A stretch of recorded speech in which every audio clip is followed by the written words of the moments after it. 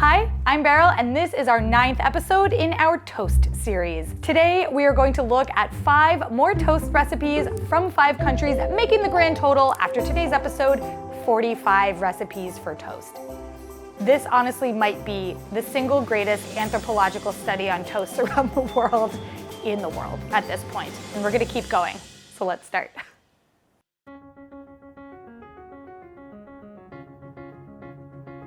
Hi Beryl, my name is Holly, and I live in Greer, South Carolina, but I'm originally from Massachusetts. My favorite way to eat toast is with peanut butter and fluff. There's no technical name for it. What you're gonna do is toast Wonder Bread or sourdough bread, or whatever bread you like, and then you'll put a thin layer of peanut butter. I use chunky. Again, you can use whatever you like, it's all up to your preference. After that, you're gonna put as much fluff as you'd like. And then you can add cinnamon if you're feeling fancy. It's a very traditional dish native to Massachusetts and New Hampshire. In fact, all my friends in South Carolina had peanut butter and fluff the first time I made it for them. It's sweet and more like a dessert toast than anything, but I eat it for lunch, I eat it for breakfast, I eat it for a snack. I hope you like it. The last time that I had fluff was when I was in 5th grade. It was in our cafeteria where you could use it to make peanut butter sandwiches like this. And then one day it disappeared. And we were all like, where the heck is the marshmallow fluff? And turns out that the school board was kind of like, let's not give the kids marshmallows for lunch. Bummer day that was. Have not had fluff since. Not even once.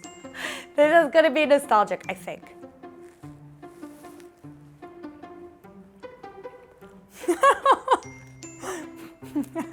It's so sweet, my mouth hurts from it.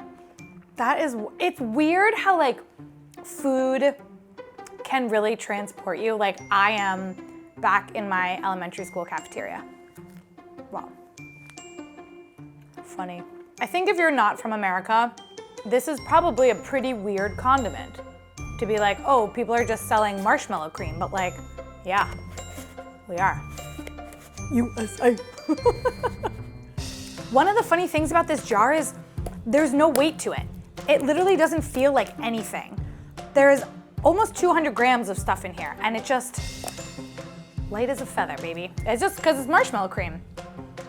They have some recipes on the back here. I mean, I do now have a full, this would be great in brownies, to have marshmallows in the brownies. Marshmallow fruit dip. I'm not sure about that one, Jet Puffed, but who am I to judge? This kind of tastes like a s'more though. That's the best thing I can do for you. I mean, everyone's probably had marshmallows, right? Those are everywhere in the world, right? Are they? The country that you're in, do you have marshmallows? Are they a common thing? I feel like marshmallows are pretty common in America. Maybe because of s'mores, but I think also because this is a pretty big, I mean, it's not super popular, but I think a lot of Americans know it. Even if they've never tried it, they're like, yeah, I know what it is. Is that true? What's real? I don't even know anymore. All I know is this was a fabulous bit of nostalgia. I loved every minute of it.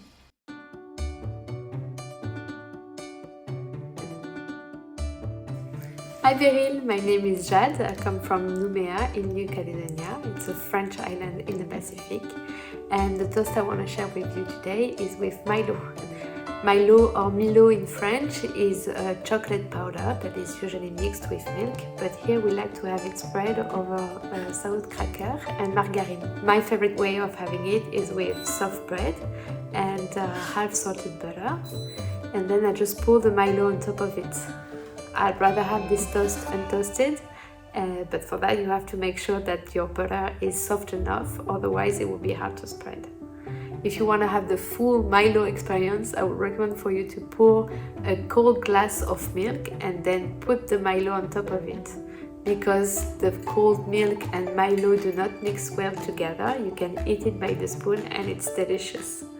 I haven't had this toast in a long time, but when I think about it, it just brings me back to when I was a little girl and I was sharing it with my brother and sisters. Now that I'm a grown-up, I'm eager for my daughter to be old enough and to share it with her. I hope you will enjoy this toast, and like we say in Nouméa, tata! An unexpected thing from this channel is me realizing how absolutely terrible my geography knowledge is, because on multiple occasions I have learned about countries that I never knew existed. Case in point, New Caledonia. And maybe I'm not alone, and if I'm not alone, I'm gonna show you where it is on a map. So you can see that it's here off of the coast of Australia, very much out in the middle of the ocean. This is a French territory off of the coast of Australia. There are around a dozen or so islands that it's comprised of, and fun fact, New Caledonia has one of the world's largest lagoons. The island has a super interesting history that it was really fun to read about. I'm gonna leave a link in the description if you wanna learn a little bit more. Let's talk about this toast though.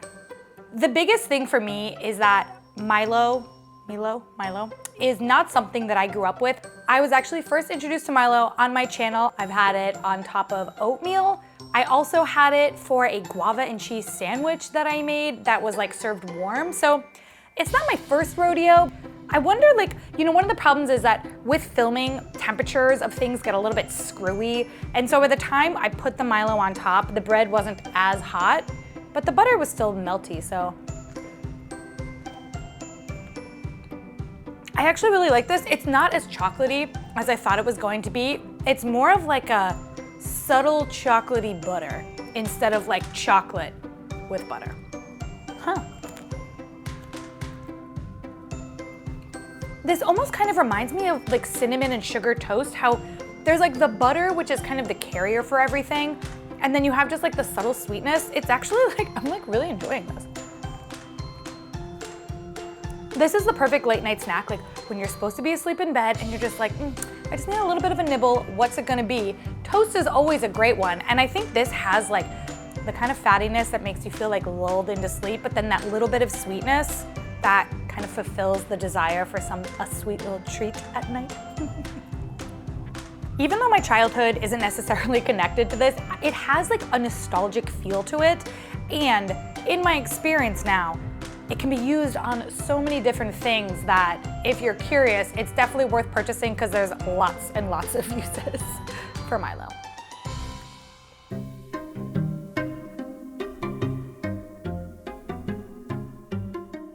Hi Beryl, I'm Linda. I'm living in the canton of Zurich in Switzerland, but I'm originally from Austria. And the toast that I would like to introduce to you is something I call Rösti toast. Now, a Rösti toast is called Rösti toast because the main ingredient is Rösti. Rösti is a very common food in Switzerland. It's a national dish and it's similar to a hash brown. It's a food that is commonly eaten for breakfast or for brunch, topped with a fried egg. And I like to make it whenever I have the time on the weekends for brunch. So usually there is leftovers, and that's how I came up with Rösti toast. You will simply need some bread. I love sourdough bread. You top it with the piece of Rösti, and then you add some sauerkraut and top it with grated cheese. That's it. Coming from Switzerland, there is a lot of options for cheese, but the ones that I generally prefer are Gruyere. So once you have that, you just put it in the oven for around 10 minutes until the cheese is melted, and then if you have some sour cream, you can also put that on top. Coming from Austria, the combination of sauerkraut and potatoes, it's something that I'm very familiar with. So combining this and making it into a toast, it just feels very homey and very comfy and reminds me of where I'm from and also my family. For me, it's a perfect combination and it's very, very comfy.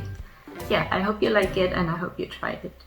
Bye! Hash brown toast, love it. Absolutely love it. This is actually the first time that I've ever successfully made hash browns. The trick is patience. Who would have thunk it? Not me.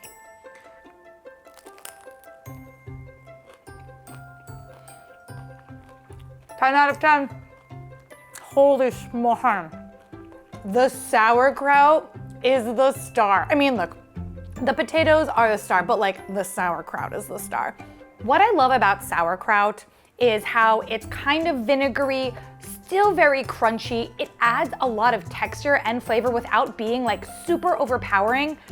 I never would have thought to combine hash browns with sauerkraut, and this is the most amazing combination because it's like buttery, crispy hash browns with the vinegary, crunchy sauerkraut and then the melted salty cheese on top. Like, and then the bread is nice, but yeah. Getting into the sour cream on top was luxurious. This toast is truly a marvel. One of the things that's fabulous about this toast is it's very simple to make, and I think combines a lot of kind of interesting flavors in a way that I at least have never thought to combine them before. Mostly I'm just talking about the sauerkraut. Linda said that this would be great as part of a meal, and like, yes, with some sausages, like a little bit of salad and this, amazing. Elevated bread on the side. If you like sauerkraut, this toast is for you. You heard it here first. No, you heard it here second. Linda told it to you first. Next.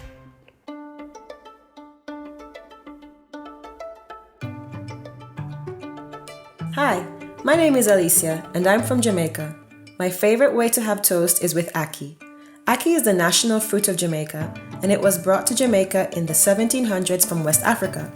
It's a savory and fatty fruit which is usually paired with salted codfish, also known as saltfish, for breakfast. However, since I'm vegan, I don't have it with saltfish. We usually eat ackee with fried or boiled Jamaican dumplings and boiled green bananas. But whenever we have some ackee left over from breakfast, we have it with bread in my home. The dish consists of ackee with sautéed tomatoes, onions, green bell peppers, scotch bonnet pepper for a nice kick, and garlic. We add salt and black pepper last and gently stir so as not to break up the ackee too much. If you're not able to get fresh ackee, you can get canned ackee in stores or you can even order it online. This meal is savory, spicy, and simply delicious. The soft, creamy ackee on the crunchy toast is a great combination. I love that this dish is easy to prepare, and I'm always happy whenever I eat it. It's just a great snack whenever you want something savory and fatty to eat. I learned about this dish from my parents, who often cook ackee for breakfast, especially on Sunday mornings. I loved watching them dice the onions, tomatoes, and peppers, and then smelling the lovely aroma of those ingredients being sautéed before they add the ackee. Ackee is a very common meal here, but it's not typical to have it with bread or on toast. However, I grew up seeing my family eat it like that when we had leftovers from breakfast. So if you like savory and spicy food, and you're into trying new things, like the national fruit of Jamaica, you should definitely try ackee on toast. Hope you like it! It's so cool to see a dish that I have made. I made ackee and saltfish in one of my breakfast episodes, and it's cool to see the leftovers of said dish reimagined for another episode. I know that I like ackee. I think it's such a surprising food for me. I never grew up eating it. The first time I had it was on this show. Whoa! And you would never think that cooked fruit would be such a delicious and savory dish, but it is. Okay, this toast, I feel like I toasted it, maybe not enough because I wanted to eat it. I said this the last time I cooked ackee, but it literally fools you into thinking you're eating scrambled eggs. It's not a 1 for 1, but it's not a no for 1. You know what I mean? Like, it's close. Altogether, this is super yummy. It's like creamy and spicy, and you get like a little bit of crunch from the pepper still. I think this is definitely one of my favorites. It's just so like satisfying, and it comes together in 2 seconds. And if you do buy ackee, it's a great quick little snack because, you know, the cans aren't tiny. And you can't, well, I can't get fresh ackee here. I feel like I've said ackee too many times and now it sounds weird. Ackee, ackee, ackee, ackee. This is an awesome way to introduce yourself to a new type of cooking, a new type of food. It's easy to eat, it's delicious. This fruit, man, it's wild. It's just so good. It's so good.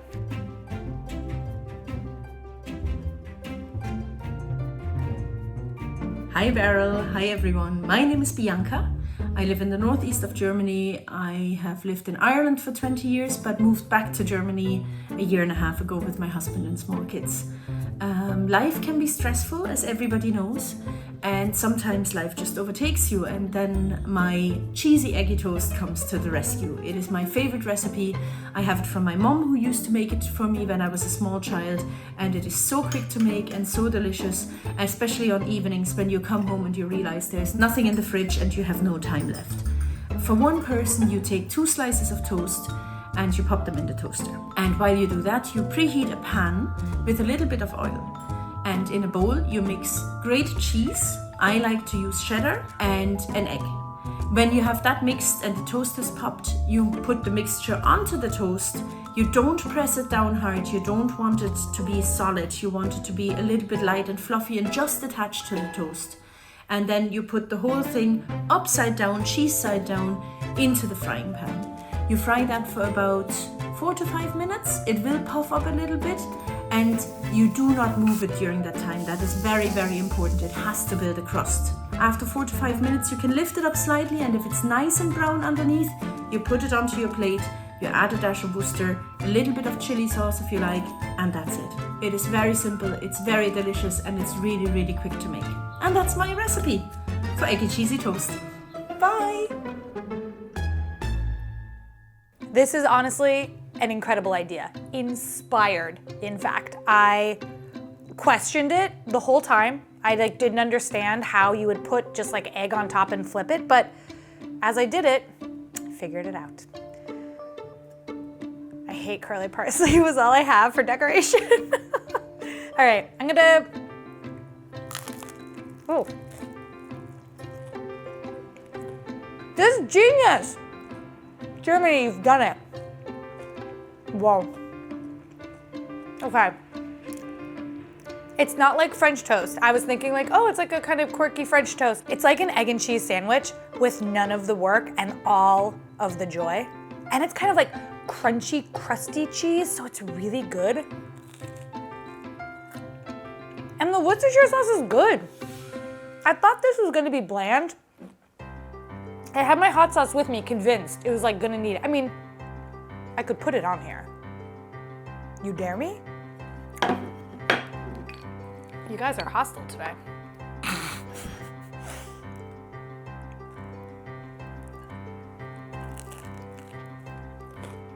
Oh God.